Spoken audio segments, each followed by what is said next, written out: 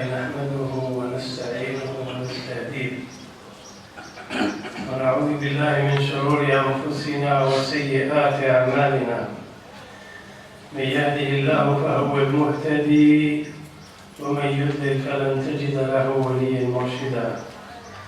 وأشهد أن لا إله إلا الله وحده لا شريك له وأشهد أن محمدا عبده ورسوله صفيه وخليله أرسله بالحق بشيرا ونذيرا وداعيا إلى الله بإذنه وسراجا منيرا. أما بعد، فإن خير الحديث كتاب الله وخير الهدي هدي محمد رسول الله صلى الله عليه وآله وسلم. وشر الأمور محدثاتها وكل محدثة بدعة وكل بدعة ضلالة وكل ضلالة في النار. عباد الله، إن الله تعالى يقول في كتابه العزيز: يا أيها الذين آمنوا اتقوا الله حق تقاته ولا تموتن إلا وأنتم مسلمون. ويقول سبحانه وتعالى: يا أيها الذين آمنوا اتقوا الله وقولوا قولا سديدا يصلح لكم أعمالكم ويغفر لكم ذنوبكم ومن يطع الله ورسوله فقد فاز فوزا عظيما. My dear brothers and sisters, subject of my khutbah today is to talk about one of the greatest sins that humans commit against each other. And there's no doubt there is no greater sin than taking an innocent life without a reason. قتل النفس بغير حق. And I'd like to share with you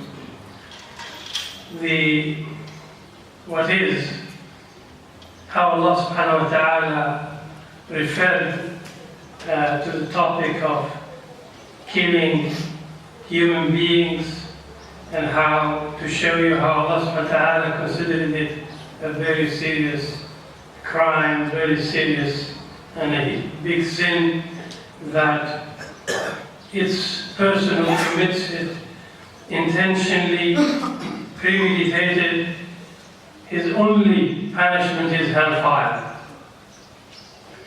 I'll start with reading the first ayah from Surah An-Nisa, verse 93, where Allah subhanahu wa ta'ala said: وَمَنْ يَقْتُلْ مُؤْمِنًا مُتَعَمِّدًا فجزاؤه جهنم خالدا فيها وغضب الله عليه ولعنه وأعد له عذابا عظيما. Allah subhanahu wa ta'ala in this ayah is saying that whoever kills a believer with the intent of killing, his reward is hellfire, wherein he will be forever. فَجَزَاؤُهُ جَهَنَّمَ خَالِدًا فِيهَا وَغَضِبَ اللَّهُ عَلَيْهِ. And Allah subhanahu wa ta'ala will be angry with him. Allah subhanahu wa ta'ala will be upset with a person who commits such a crime. And Allah says that He will curse him. وَلَعَنَهُ اللَّهُ. Allah curses him. And He has prepared for him a great punishment. وَأَعَدَّ لَهُ عَذَابًا عَظِيمًا. So, it's a hellfire forever. It's a person, he would have earned the anger of Allah and the curse of Allah, and a severe punishment will be awaiting him on the Day of Judgment. That's how serious is the crime of killing innocent Muslims, innocent believers, killing human beings in general. We'll come to that as well. There is another ayah in Surah Al-Ma'idah. And this ayah followed after Allah subhanahu wa ta'ala told us the story of the two children of Adam. When one of them decided to kill his brother out of jealousy, when Allah subhanahu wa ta'ala asked them to give qurban, to sacrifice, one of them gave the best he has. The other one gave for the sake of Allah the worst that he has. Obviously Allah would accept the one who did it with sincerity, who gave that which is best. And the other one who did not do it for the sake of Allah, and he did not spend the best, Allah did not accept it from him. And as a result, he felt that his brother, he reminds him of his crime, of his guilt, and it will make him feel better if he kills his brother. And unfortunately, Shaitan played in his head jealousy and nafs, and Shaitan helped him to commit the biggest crime, and that is killing his brother. While he expressed his intent of killing his brother, the believing brother, the good brother, he said to him, لئن بسطت إلي يدك لتقتلني ما أنا بباسط إليك يدي لأقتلك إني أخاف الله رب العالمين. He said, if you raise your hand with the intent of killing me, I will not raise my hand against you because I fear Allah. I fear Allah, and I take the killing seriously.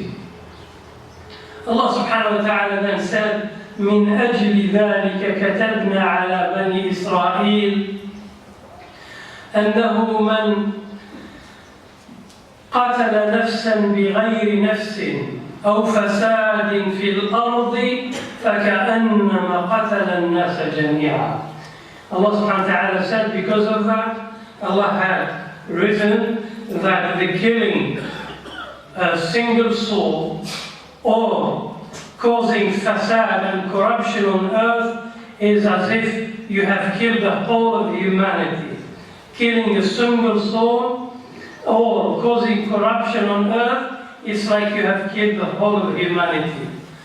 من أجل ذلك كتبنا على بني إسرائيل أنه من قتل نفسا بغير نفس أو فساد في الأرض فكأنما قتل الناس جميعا. Same way, he said, وَمَنْ أَحْيَاهَا, and who saves a life as if he had saved the whole of humanity. وَمَنْ أَحْيَاهَا فَكَأَنَّمَا أَحْيَا النَّاسَ جَمِيعًا. This is how serious Allah subhanahu wa ta'ala expresses, how He shows us how serious is the killing of a human life, and how rewarding and how great is the act of saving human life. In Surah Al-Furqan, Allah subhanahu wa ta'ala says, وَالَّذِينَ لَا يَدْعُونَ مَعَ اللَّهِ إِلَهًا آخَرَ وَلَا يَقْتُلُونَ النَّفْسَ الَّتِي حَرَّمَ اللَّهُ إِلَّا بِالْحَقِّ وَلَا يَزْنُونَ وَمَنْ يَفْعَلْ ذَلِكَ يَلْقَى أَثَامًا. Allah subhanahu wa ta'ala in Surah Al-Furqan, verse 68, He says, and those who do not call other gods beside Allah and do not kill the soul that Allah has made forbidden except for an acceptable reason, and those who do not commit adultery. These are the good people, and whoever does those things, he certainly has committed a serious crime. We conclude the evidences, and there are so many, but for the time limitation in the khutbah, I will conclude it by a hadith in which Rasulullah ﷺ said in Sahih al-Bukhari, he said, اجتنبوا السبع الموبقات. He said, avoid the serious crimes, the serious sins. قالوا يا رسول الله وما هن؟ قال الشرك بالله. The greatest sin, no doubt, is the shirk, is associating other gods beside Allah subhanahu wa ta'ala. And sihr, practicing witchcraft, resorting to sihr, to divide families, to break families, to make animosity between husband and wife, or for whatever reason, a person who practices sihr, who seeks the help of sihr, he has committed a serious crime. وَقَتْلُ النَّفْسِ الَّتِي حَرَّمَ اللَّهُ إِلَّا بِالْحَقِّ. And killing the innocent, killing human beings is a serious crime. وَأَكْلُ الرِّبَى. And practicing usury, eating the money gained from interest, charging people interest. In Arabic, it's referred to as a riba. وَأَحَلَّ اللَّهُ الْبَيْعَ وَحَرَّمَ الرِّبَى. Riba is usury. It is interest.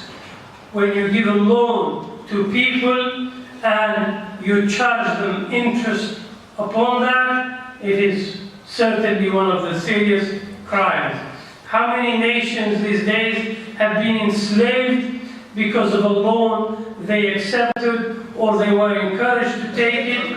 Until today, the revenue, the revenue that the country generates is used to pay the debt, to pay the interest upon the debt. Instead of being spent on schools and hospitals, nations are paying for the interest that probably previous government did, or somebody lured them to do it, and the rest of the people are paying for it. وَأَكْلُ مَالِ الْيَتِيمِ. Eating the money that belongs to orphans. An orphan in Islamic Sharia is the one who lost his father. A child who does not have a father is an orphan. Because the child carries his father's name, and it is the father who is the bread earner and is the one who protects the children. And so in Islamic Sharia, a person who loses his father is an orphan. So sometime often that parents leave some wealth for their children, and they'll be caretakers who will have the responsibility to take care of these orphans and their money. This is why it is important. It could be a doorway for you to Jannah if you do it right. You take care of the orphans, you treat them well, and you have the right to spend from that money just enough to sustain your needs, basic needs, but to misuse the money, to use it for your own needs, for your own leisure, it is a doorway to Jahannam. Allah subhanahu wa ta'ala said in the Quran al-Kareem, whoever, those who take the money of the orphans as if they have swallowed fire in their bellies. On the Day of Judgment, a serious punishment awaits those who misuse or abuse the orphans and their wealth. The other crime, the other serious sin is at-tawalli yawm al-zahf. When you are with your brothers engaged in defending your territory, you are defending the faith against the unbelievers, to turn away Yom al-Zah, on the battle day, you have committed a serious sin. وقذف المحصنات المؤمنات, and accusing ladies in their honor, married ladies or ladies who are respected in the community, and somebody propagates allegations or false claims about them. This is one of the serious crimes. أقول قولي هذا وأستغفركم الله. الحمد لله رب العالمين، أحمده حمد الشاكرين، وأصلي وأسلم على نبيه الأمين المبعوث رحمة للعالمين. My dear brothers and sisters, I laid in front of you the evidences from our religion how we Muslims take life seriously, and we do not take the killing of human beings lightly. It is serious crime, and this is why in our religion, in our history, you will see that Muslims, even when they are engaged in a war, they are told not to kill women, children, elderly people, people who are not fighting, not to destroy mosques, hospitals, schools, not to cut trees, because this is life. Destroying schools, destroying hospitals, destroying trees, killing women, children, you are killing life. And Muslims, even in the midst of war, engaged in a war, they are told to observe it, not to do that. And we have a record of 1400 years, speaks for us that Islam is a religion that respects life. Islam is a religion that takes life seriously. And there is no evidence in history to show that it will be equivalent to what is today being promoted as Islam being a religion of violence. Its people are thirsty for blood and are almost like monsters. And this is a false claim. It will be returned to those who are propagating it. If we examine recent history, in the last 30 years, my dear brothers, I have seen many crimes committed against Muslims in different parts of the world. The crimes, they amount to what they call crimes against humanity. One of them was in the early 90s, and it was in Europe. There is a small country called Bosnia. Bosnia was part of ex-Yugoslavia. And the people are all from the same race. They are all Slavs. They speak same language. Some of them are Catholics, like the Croats, and some of them are Orthodox Eastern Church, like the Serbs, and the others are Muslims. And they embraced Islam for hundreds of years, since the Ottomans conquered Eastern Europe. And they've been there since the Muslims have set foot on Europe. But through the time, the Muslims of Bosnia, under the rule of communism, they even forgot their religion. They forgot what it means to be a Muslim. All that remained from them is their names that they've inherited from their parents, and some practices. So when war started, somehow some people encouraged the Serbs to launch a war against Muslims of Bosnia. And killings, massacres, just like you see on your screens today, what is happening in Syria. Sarajevo was bombed from every direction. People were killed in their schools, in their markets, in their mosques. And you know that sometimes, because they intermarried as well, you cannot tell who is a Muslim because they all look the same. And to find out whether he is a Muslim, even some of their names they cannot tell. Do you know what they do? They check whether they are circumcised. If they are circumcised, he is a Muslim. Let's kill him. These people are not fundamentalists. They are not extremists. They barely know their religion.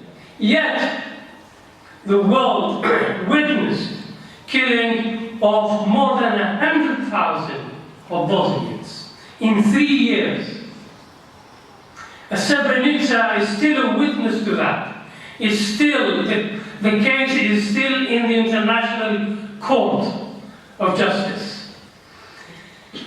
A town declared a safe haven. Its people were told to give up their weapons and United Nations forces will protect them. Soon that they gave up their weapons, the Serbs walked in and dragged the man and young man to the forest, and they killed thousands of them in a few days, in cold blood. Many women today are widows. Many children became orphans. Who is a terrorist now? Who is the extremist in this case? Tell me.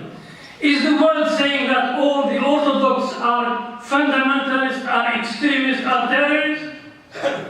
No one is using the word. Because today the word is exclusive to Muslims. Congratulations. Terrorist only if you are a Muslim. Even if you are not practicing Muslim, you commit a crime, is a terrorist.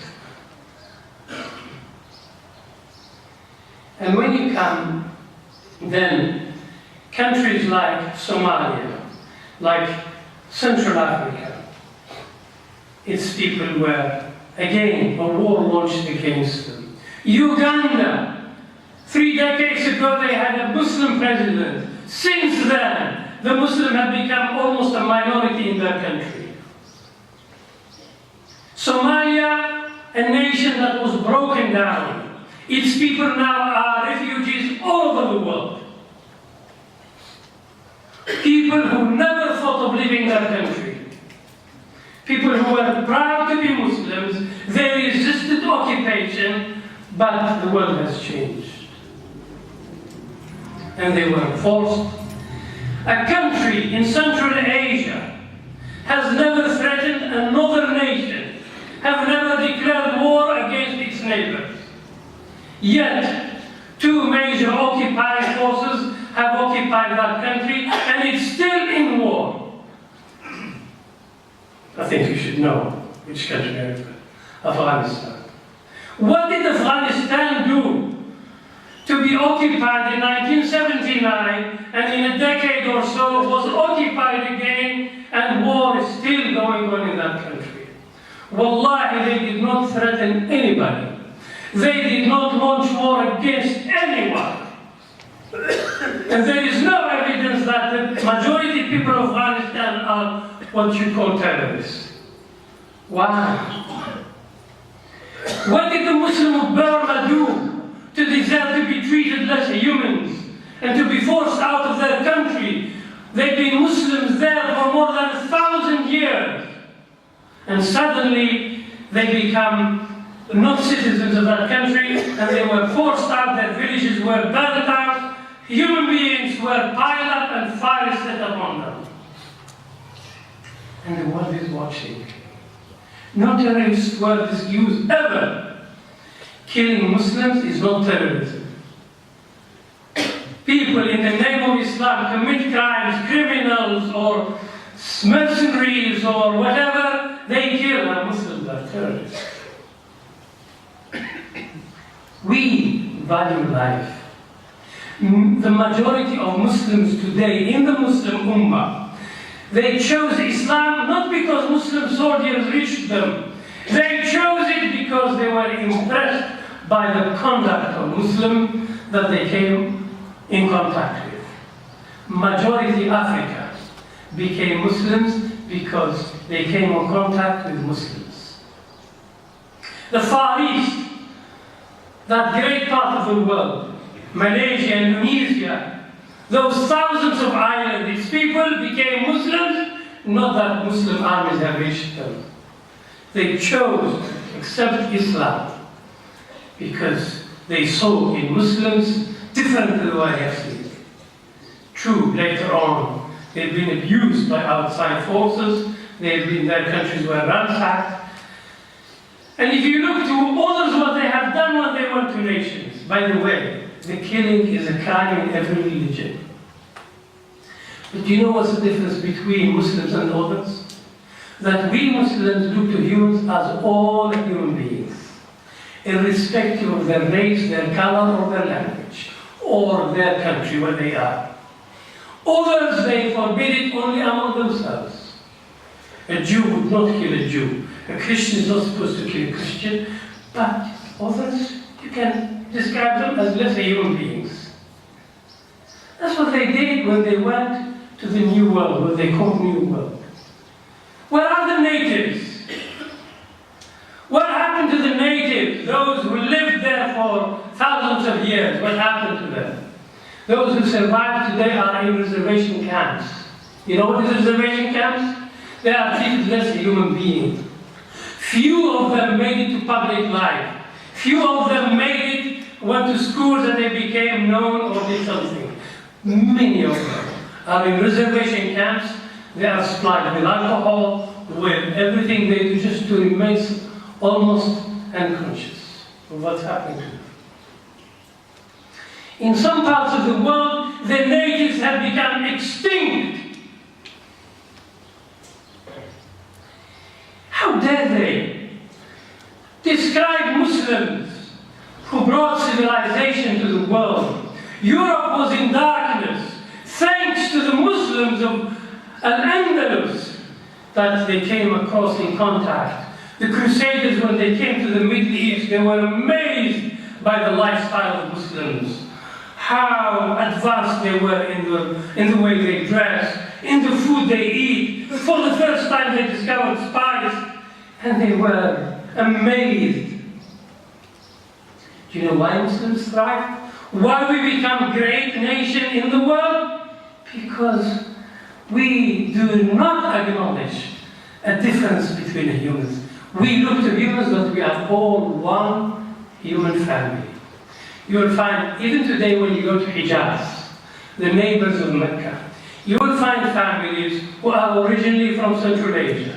Some of them are from India. Some of them are from North Africa. Some of them are from Europe. And they settled there. And they now become Hijazis, the people of Hijaz. And no one would look. You will see a Saudi who looks Asian, he speaks fluent Arabic. No one will tell him, go home. Go back to your country. Never. This word, go home, does not exist in our dictionary. How many of you it's been said to you somewhere in the world? How many of you been because you just look different to them? So why did you come here? Why don't you go back to your country? When they went to Africa, Eastern Africa, West Africa, who became Muslims of their own will, they treated them as slaves. Free people in their land, they were shipped into North America to be treated as slaves, to work in the sugar fields. Till today, people are still fighting to be equal citizens. You do not find that in Islam. Wallahi, I had a Sudani friend, he said, I went to, for the first time I realized I was black. I did not know I was black. Till I went to that country. They told me, oh, you're black. Because he has never heard this word. Those black and white does not exist in our dictionary. My brothers, Rasulullah sallallahu alayhi wa sallam sorted that issue in the first few years of Islam. He said, لا فضل لعربي على أعجمي ولا لأعجمي على عربي ولا لأبيض على أسود. الناس سواسية كأسنان المشط. People are equal. All people. متى استعبدتم الناس وقد ولدتهم أمهاتهم أحرارا? Since when you have the right to enslave people while their mothers gave birth to them as free people? This is our culture. This is our ummah. My brothers, walk and do not be intimidated. Wallahi, Muslims brought only goodness to the world. And humanity is suffering today because the Muslims are no longer influential in the world. And if you wait for the world to help Muslim countries, wallahi, you're going to wait for a long time. Unless we Muslims get together, and we have the resources, we have the ability, we have skilled people. MashaAllah, I see in this mosque, I know there are many resourceful people, many skilled people in every field. And wallahi, we can do it. The world needs us. Wallahi, the world needs the Muslim world. Needs our countries more than we need them. They can never break away. They can never make an iron border between us and them. Because where else do they get the resources from? Allah bless this ummah that whenever you dig, you'll find something. You'll find gold, you'll find diamonds, you'll find oil, you'll find gas. Allahu Akbar. You know, I had a non-Muslim lady talking about her country, which is so insignificant today in world politics. And she said, I come from the richest country in the world. And people were surprised. She was talking in Europe. And she said, in our backyards, when we dig, we find diamonds. In my backyard, we found gold. This country is rich. The biggest richness is this religion. It's the greatest gift given to humanity. We Muslims have a responsibility. There will be no prophet after Muhammad sallallahu alaihi wasallam. It is you and me. Prophets have suffered. They have faced rejection. They faced killings, attempts of killing. But they stood and they continued, they persevered till the world reached all the Muslims, all the humans. We are the followers of the prophets. We are the followers of Muhammad sallallahu alayhi wa sallam, who said, لَزَوَالُ الدُّنْيَا عِنْدَ اللَّهِ أَهْوَنْ مِنْ قَتْلِ مُسْلِمٍ. The disappearance of the dunya is less important than killing a human soul. That's how. Abu Dharr al-Ghifari once, this is in the early years, described Bilal. He told him by the color of his mother. He told him, Yabn al-Sawda. And Rasulullah heard that and he was so upset. He told Abu Dharr, he said, Ya Abu Dharr, إِنَّكَ امْرُؤٌ فِيكَ جَاهِلِيَّةٌ. And Abu Dharr realized what serious thing he did. And he had to make tawbah and to cure himself from this racism. He put his head on the ground and he told Bilal, put your feet over my head. This is Islam. My brothers and sisters, we have a responsibility to the world. Please teach your children Islam. Please teach your families Islam. Please be a real Muslim in your workplace, in wherever. You know, this country, 25 years ago or so, its security was affected. And alhamdulillah, by Allah's grace, it became independent, became free again. And we, people who live in this Kuwait, we congratulate and we pray to Allah subhanahu wa ta'ala to keep the safety and security in this country. And may Allah grant it to all Muslim countries. May Allah grant peace and independence to the people of Syria. May Allah grant peace and independence to the people of Palestine. And to all the Muslims around the world. أقول قولي هذا وأستغفر الله لكم اللهم اهدنا فيمن هديت، وعافنا فيمن عافيت، وتولنا فيمن توليت.